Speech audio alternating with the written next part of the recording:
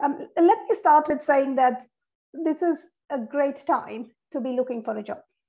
Right, so I sit on the employer side, and we do a lot of hiring within the organization. But more broadly, also looking at industry trends at this point in time, there are more requirements for employees than there are people out there at this point in time. So anybody who is thinking about going out and looking for a job, the first thing is there are plenty of jobs around. So this is a good time to be out there in the market, just even from a research perspective, to be looking at what are the different kinds that are there that might suit your skills, right? So that's the first thing that I will say. So it's a good time, it's a positive time to be doing that. The second thing is that, some of you talked about not having interviewed in a while. And what's happened from a trend perspective, and I'm sure all of you have noticed this in your own personal lives as we have as well, is that the pandemic over the last 2.5 years has accelerated the move to digital, right? So a lot of the work that was done physically previously has now shifted to digital. And that sort of trend is also is making its way into the whole interviewing process. So those are the two sorts of starting points I wanted to just put out there to be thinking about. But as Owen said, the first part that I'm going to talk about is the selection process. So what are the different kinds of selection processes? Now, some of you mentioned that you've done interviews before. Some of you mentioned that you're trying to look for interviews and to get ready for them. So just wanted to take a moment to reflect and see if anybody has any thoughts, any ideas you want to share in terms of what are the different kinds of interviews that might take place, and what sorts of situations those might be suitable for.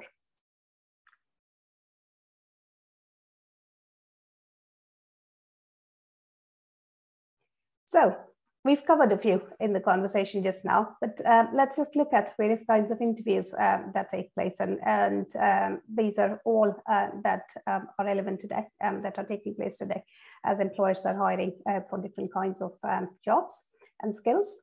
So online tests, there are a number of jobs where they will ask you to do a psychometric test. And typically, depending on the kind of job that you're applying for, it could be an English language test, it could be your basic mathematical ability test, it could be a psychometric test. And that's the sort of types of testing techniques that employers would typically go for online tests. Phone interviews typically are for sifting purposes, right? So the employers want to assess which candidates they want to bring in for an interview. They would usually have a large pool of candidates to choose from, and rather than bringing everyone in for a face-to-face interview, they want to look at which candidates they want to bring in for an interview. And typically, that's what a phone interview will be. Now, the phone interviews can be a bit tricky because you're not actually seeing the person that you're talking to. So I think the important things to demonstrate in a phone interview is, one, communication. And that sort of flows through across whatever the interview type is. How do we communicate effectively, and how do we communicate clearly when speaking to an interviewer? I think that's more important on the phone interview because they cannot see you, they cannot see your body language, and therefore all of that has to come through the tone of the voice that you're using in the phone interview. So that's something to be very mindful of when you're doing a phone interview with someone. Face-to-face, as it says on the tin, they've now done a phone interview. They have assessed that you are a candidate they want to bring in and they want to speak to you. So you have a face-to-face interview. And again, this is where they will assess you for your confidence, for your communication, also assess you for your competencies and skills. We talked about video interviews, and they are sort of something between a phone interview and a face-to-face interview. And I think someone quite rightly said earlier that they tend to be more formal than a face-to-face interview might be. Because a face-to-face interview is you're sitting in front of the person, you're having a bit of a conversation, you're having a bit of a question and answer, whereas video interviews tend to be a little more formal than that. It'll be a straightforward meeting, it'll be more question and answer type session. Panel interview, someone very rightly explained an example of a panel interview they've been to earlier. And that's what it is. You have a number of people in the panel. They're all assessing you for different skills. And really what the organization wants to understand and get from that interview is that a range of different people in the organization have had an opportunity to talk to you and to assess that you are the right person for the organization. So important things here, important skills here are communication, as I said, that goes across the board. But more importantly, active listening. There's going to be more than one person that's going to be there, right? So how do you actively listen to what they're asking you for? How do you connect the themes as the conversation is happening and the questions are being asked? How do you maintain eye contact? That's a difficult thing to do. So there's a slight bit of nuance, as you see, as we're going through different kinds of interviews. So really important to think about, at the point where you get selected through the process and you're asked to do one or more of these kinds of interviews, the important thing to think about is, one, what are the kinds of selection process that the organization is going to take you through?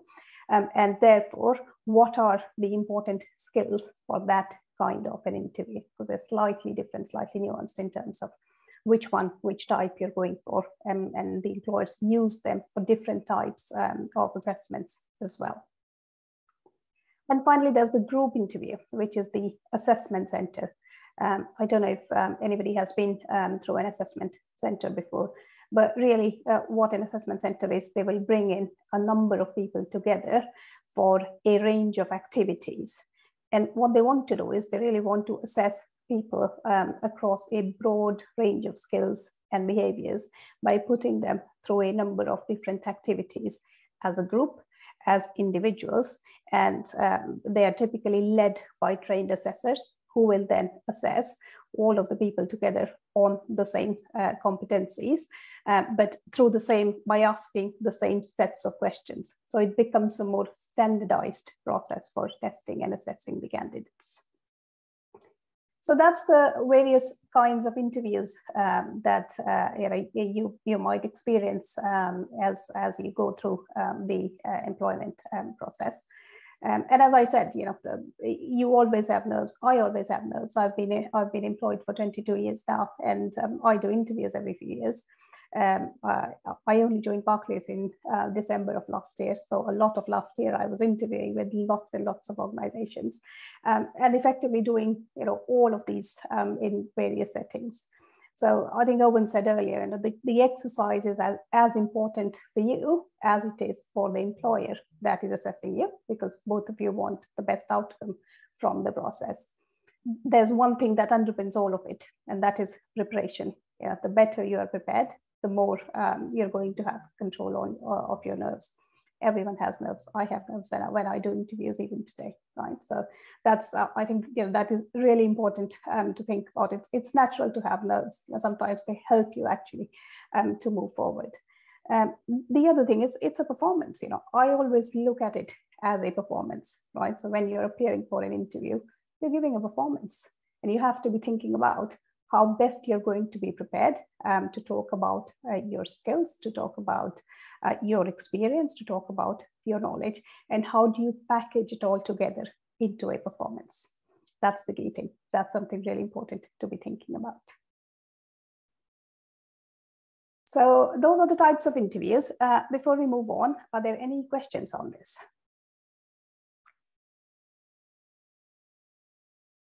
No? Okay, very good. So we've now, we have applied for a job. We've been asked to come for a selection process. It could be one or more of these steps that we've just discussed. Let's think a little bit about preparing. So you've been asked to come for an interview. What are the things you want to be thinking about from a preparation point of view? What do you think, what are the things that come to mind as you start thinking about getting yourself ready for an interview?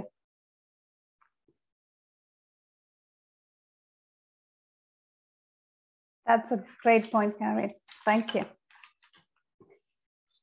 Okay, so when we think about preparing for interviews, you almost want to think about it in three phases, right? So the first one is at the point the interview is confirmed, right? So you've now been asked to come in for an interview. And there are some really important things you want to do at that point in time. The first one somebody mentioned, you want to research the company, right? And there are great tools available online these days. You go to the company's website. I usually find the annual report of the company very useful, and it may sometimes get quite daunting because it's got lots of financial information and lots of detail, but typically there is a summary at the start. If you don't want to go through all of the detail, I'll strongly encourage you to read the first few pages where it sort of talks about what is the mission, what is the purpose of the business, why does it exist, what does the culture look like, how are the people, and that sort of gives you enough about the company to say, well, what does the company actually stand for? What does the culture look like? What are their imperatives? What are they wanting to do next year and the year after? And how is that important, right? And that always helps to know, because when you're answering questions in your interview, you want to make sure that they are linked to the broader purposes and the objectives that the company has over the next few years. Right, so that's something really important you can do, and the earlier you do it, it gives you more time to be thinking about how do you make your answers relevant to the mission, the purpose, the objectives of the organization that you're going to talk to. Right, you can research about the organization, research news items about them, research the social media commentary about them, just to get a sense of what the organization is about. So that's about the company as a whole. The second thing you want to be thinking about is, what is the role you're applying for? What is the career progression going to look like for you? What are the sorts of skills and competencies they might be looking for in the role? And do you know anyone in your network or in your extended network that works there who might actually be able to give you a bit of insight? It's usually a good thing to do, because they will be able to tell you things that are very specific, very relevant to the people, to the organization, to the role that you're going to be talking about. We talked about location and the route. Where is the interview? Is it a face-to-face interview? Are you going to be needing to go there? And therefore, how will you go get there? All of that, right? Is it a video interview? You want to be thinking about what your background is going to look like. You want to be thinking about where you're going to take that interview from in your home. It needs to be a silent, quiet place where you can have a fully focused discussion. Right, so all of that. And we talked about considering what to wear. Again, really important, particularly if it's a video interview, if it's a face-to-face interview. You want to be thinking about all of those things right at the point when your interview is confirmed. Right, you want to be thinking about what kinds of questions they might be asking you. You want to be thinking about what kinds of questions you want to be asking them. Right, we talked about it being a two-way process. So we want to be thinking about all of those things. Then, the second sort of phase is, how do we narrow it down, right? So a few days before the interview, one really important thing, and somebody talked about it earlier, I think Sharon, you talked about it, is how do you practice doing the answers, right? We talked about communication, and we might all sound one way to ourselves, but actually when we speak to someone, when we talk in an interview situation, how do we sound? Usually good practice to do it with friends and family, just to get some honest feedback from them, to see how we can come across as being professional, as being able to communicate effectively when we are doing the interview. Right, so that's really important. The other thing, and Owen talked about this earlier, is the questions you are going to ask them. Right, really important to be thinking about this. What is important to you? And you can ask a range of questions, going all the way from, what does the career progression for you look like? What are the biggest challenges you're going to face in the role, and how might you prepare for them? Right? What does the culture in the organization look like? Things that are really important for you and how they're going to be important for the role that you're going into. You want to be thinking about those. It's always a good idea to use the interview as an opportunity to learn more about the organization, to learn more about the role. And then finally, the night before the interview, again, preparation is the key through all of this. You want to be reading through your notes, going over, through mental notes of how you want to be appearing, how you want to be answering the questions that are being asked, and making sure the key points that you have jotted down, just going over them to make sure you don't miss any of those. It's really important. Double checking travel plan. If you're going to a face-to-face interview, I want to make sure you've double checked the travel plan. all sorts of things happen, rail strikes happen, you know, so you want to be really, you want to know what's happening the following day so that you're prepared and you can get there in time. And finally, once you're prepared, it's getting a good night's sleep, relaxing, feeling comfortable and confident as you walk yourself into the interview. Very good. Before we move on, any questions on the planning? No? Okay. So the next thing I'm going to talk about is competencies, right? So I just want you to think about, is an employer, how much of a risk is an employer taking when they're hiring someone new? And how might they be able to reduce that risk?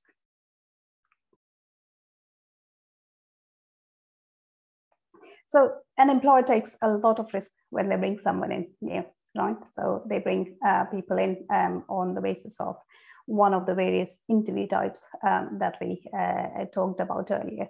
But really, until somebody comes in, settles down and starts doing the job, they don't know whether the person is right or suitable for the job or not, right? So one of the things they want to do to make sure that they are reducing the risk of bringing somebody that is completely unsuited to the job is to be assessing people on competencies. And really what a competency is it's a combination of, you know, skills, knowledge, behaviors and attitudes, right?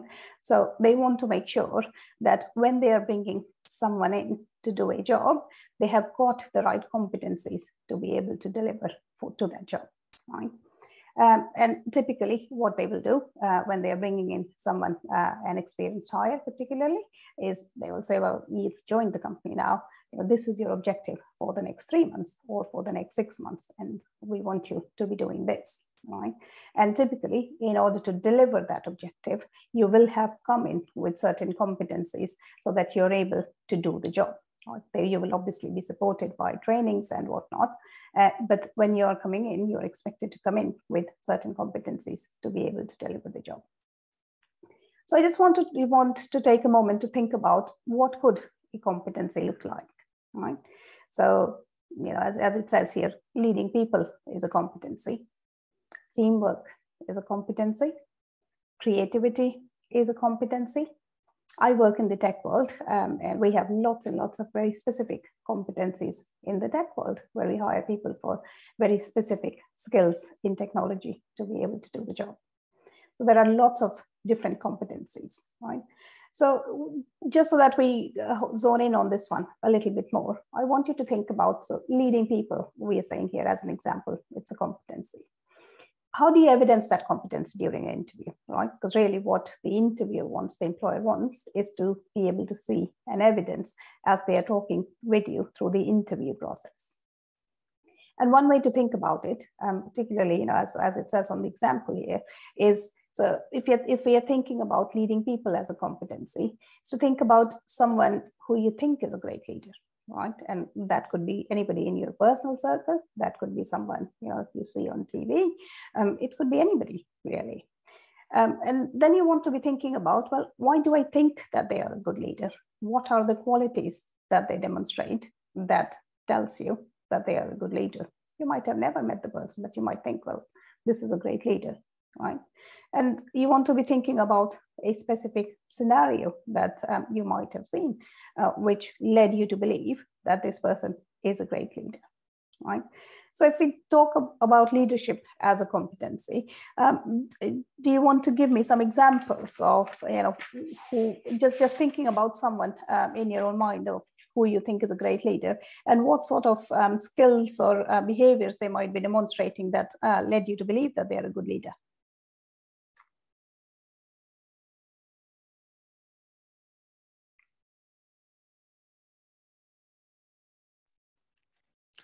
The opposite can also work, right?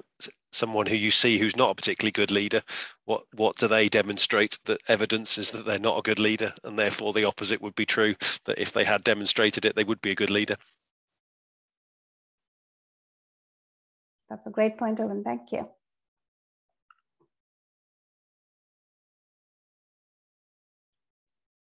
Anyone? Any examples you can think of?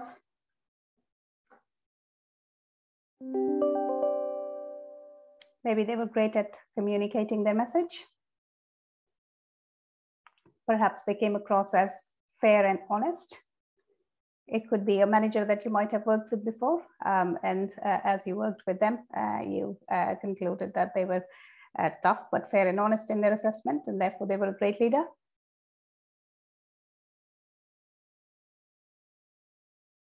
That's great.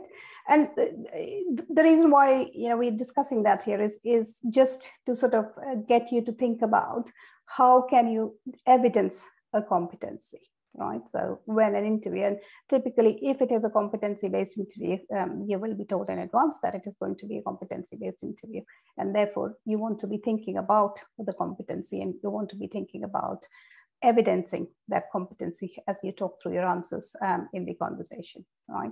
And the best way to try and work out how you evidence that is to try and think about someone who you think fits that role quite well, and then think about, well, why are you thinking they fit that role really well? What behaviors, what skills do they demonstrate that then you can actually look at yourself and be able to use and demonstrate and evidence those as you talk through the interviews.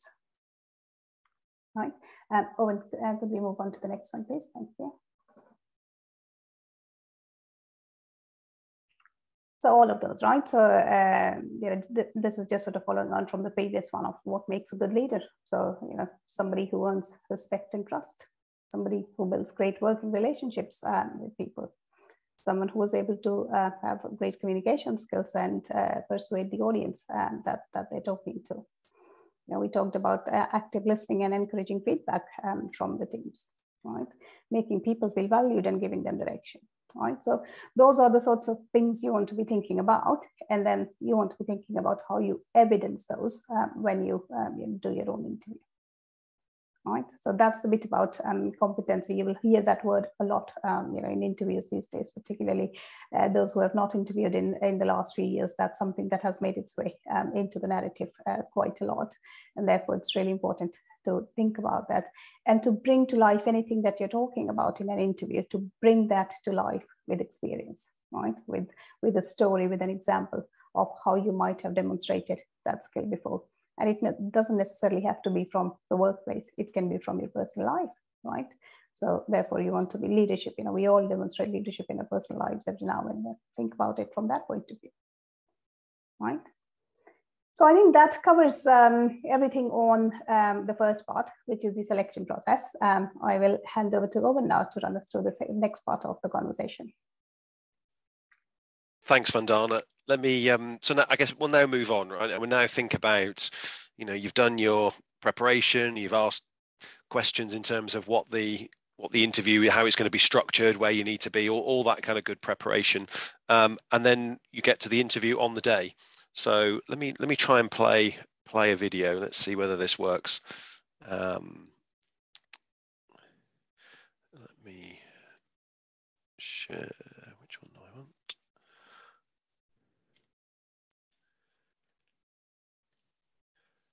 Let's see whether you can see this video. When most of us get nervous, like I am now, we speed up everything we say. It's just a natural reaction to feeling a bit unsettled. We talk faster and faster, thinking that we're making sense when actually no one can understand a word we're saying. So just remember to breathe and slow down. Ask yourself, am I making sense? Talk so people can really appreciate who you are and what you've got to say for yourself. If you know someone who babbles when they get nervous, tell them about life skills. Hopefully, could you all hear that rather than it just being silent? Yes, we could hear that, Owen. Perfect. So you get the idea, right? So almost the first thing that you want to be thinking about as you're kind of getting into the interview is how you're going to communicate, and obviously you'd be nervous. So you want to think of some techniques that sort of help you to make sure that you slow down, as the chap in the video said. Try and find a way to make sure that you can come across in a sort of clear way. You also want to be thinking about your body language. Simple things like, I forget the stat. I think people form an impression within the first 7 seconds or something of meeting people. So things like, smiling when you arrive in a room, shaking someone's hand, even just introducing yourself and saying, hi, I'm nice to meet you. Those little things all kind of, I suppose in some ways you could call them like they're just breaking the ice. Just try, people on both sides were probably a little bit nervous. And you just kind of starting, putting a good foot forwards and coming across, in a positive way through, just some basic kind of body language and sort of initial communication. It's like I say, it's easy to get nervous, but obviously what you want to do within the interview is to make sure that you can come across as you, not the nervous version of yourself. So, noticing things like, I don't know, some people sometimes have mannerisms. So that's things like, I don't know, playing with your hair or laughing when you're nervous, those kind of things, just being aware of kind of some of those things and just trying to, like I say, trying to present yourself in the best way possible and, keep people focused on you and what you can do rather than other things that they might find distracting. So then you've kind of got the, body language and thing and kind of how you're communicating, definitely really key things as you're getting into the interview. But then thinking about, you're going to get asked a set of questions. I always think a good way to prepare actually is just to Google top interview questions. I think you'll tend to find you get plenty of kind of top 10 lists for interview questions. Things like, give me an example when you've worked well in a team, or give me an example when you had to solve a really difficult problem, or give me an example when you had to work with a difficult person. There's plenty of those kind of questions. And the great thing about that is that then you can kind of prepare in advance. And there's a really good structure. Let me get the other slides back up. Where did I put that? I think that is this one. There's a really good structure that can really help you feel confident in the interview kind of situation. It's called the STAR model. So it's kind of designed to give you a bit of a structure about how to respond to those kind of competency type questions. And it flows as follows. So first off, you kind of describe the situation. So what was happening and, where were you, who you were with, that kind of stuff. Secondly, you kind of explain the task. So what were you doing? Thirdly, then you kind of describe what actions you took and what were the kind of skills that you used. And then the fourth point there about the kind of result, what was the outcome and what you achieved. This is quite a nice structure because when you're on the interviewing side, which I've done quite a few times, when you can tell when people use this model in some form to give their answers, because it's much clearer, it's much simpler to find the things that you're looking for in the answers when you've got a nice structure like this. So this is a really good technique and a really good one to use in your preparation, because you can effectively sit with your CV with your list of top 10 interview questions off Google and this structure, and you can kind of prepare a set of answers to those common questions, which can give you confidence when you get into an interview situation, because particularly somebody asks you a question that you've already prepared an answer to, and maybe you've already had the chance to practice that answer out loud, whether it's to the mirror or to your family or friends or what have you. That can give you more confidence. But let me give you an example here about just help bring this STAR model to life a little bit. So this example is, tell me about a time that you worked well in a team. So the situation given here was that I was working on a group project for our school's anti-bullying week. The task was to plan an activity on how the school could prevent bullying. The actions that the person took were to set up a meeting, discuss everybody's ideas, created an agenda to maintain focus, and then votes were cast to reach decisions quickly. And then the result of that was that the team worked really well together, and the activity worked so much better because it was based around everybody's ideas. You can see that's quite a neat, simple way of being able to turn, experiences or skills that you've got. And I guess the interviewers are looking for, whilst maybe in some of the setup around the situation, the task, you can kind of talk about this is what we did, but really when you get into the actions, you want to talk about what I did, because they want to know about you. So they want to know, I did this and I did that, and therefore this was the result that came out of that. Does that make sense? Anybody got any questions on the STAR model?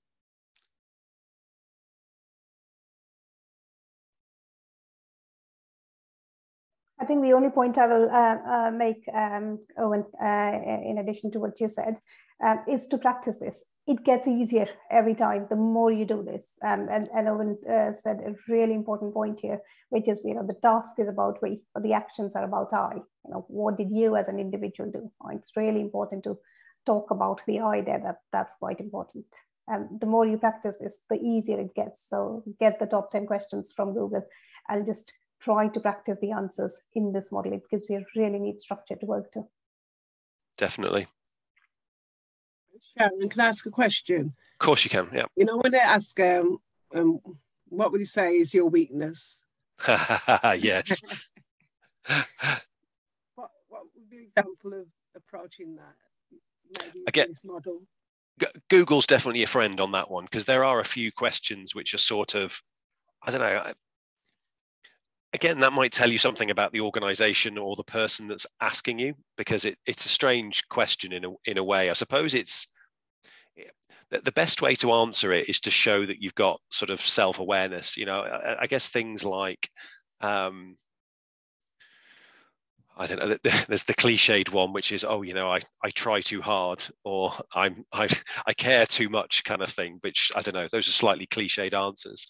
I know in an interview I've been asked, when have you made a mistake, and what did you do? And I guess what they were looking for was, things happen, right? Things go wrong. But what is it that you did about it, and what have you learned from it? And actually, you could add a number 5 actually to this STAR technique, which is what did you learn from the situation? Because I think the more, nobody knows everything and nobody does everything perfectly, but everybody can learn. And if you demonstrate that you recognize when things didn't go so well as when they went well, actually it shows that you got really good self-awareness, and is a really attractive quality for people recruiting. You would be a good person to kind of add to the team. So I'll be honest, I do, in the STAR model, I do often add, this is what I learned from the situation as well. This is, even if it went well, I learned that, I don't know, actually being really structured and creating a to-do list was a really good thing. So actually I've taken that forwards, and I now do that on each of the pieces of work that I do, because it helps me to be really organized, or something like that. It's that kind of self-reflection, and showing that you've understood things that have happened because of either things that you did or that somebody else did, and that you've learned that you can do it differently in the future. It's a good one, but I'd definitely Google it, because there's plenty of help out there that can give you some particular examples that might, either might relate to things that you've seen or done in the past. But you kind of want to turn it to be this is what I learned from it, and therefore this is why it was a positive thing in the end.